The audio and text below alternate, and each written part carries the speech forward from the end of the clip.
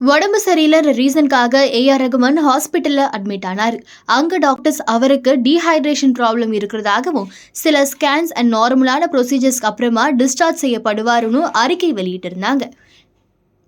இந்த சிச்சுவேஷன்ல பார்த்தீங்கன்னா, AR ரஹ்மானோட wife ஒரு ஆடியோவை வெளியிட்டிருக்காங்க. ஸோ அந்த ஆடியோல பார்த்தீங்கன்னா, என்ன இதுக்கப்புறமா அப்படி கூப்பிடாதீங்க, இப்படி கூப்பிடுங்கன்ட்டு ஒரு விஷயத்த கிளியர் அண்ட் கட்டா மென்ஷன் பண்ணியிருக்காங்க.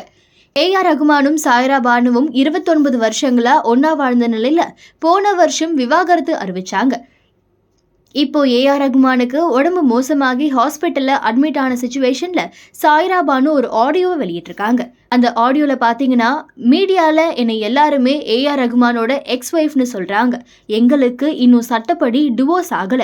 நாங்க இன்னும் சட்டப்படி கணவன் மனைவி தான் அப்படின்னு சாய்ரா பானு அந்த ஆடியோல தெளிவா சொல்லியிருக்காங்க. அது மட்டும் இல்லாம ஏஆர் ரகுமான் சீக்கிரமே குணமடைஞ்சு வீடு திரும்புவாருன்னு அவங்க கடவுளை பிரார்த்திக்கிறதாகவும் மென்ஷன் பண்ணியிருக்காங்க.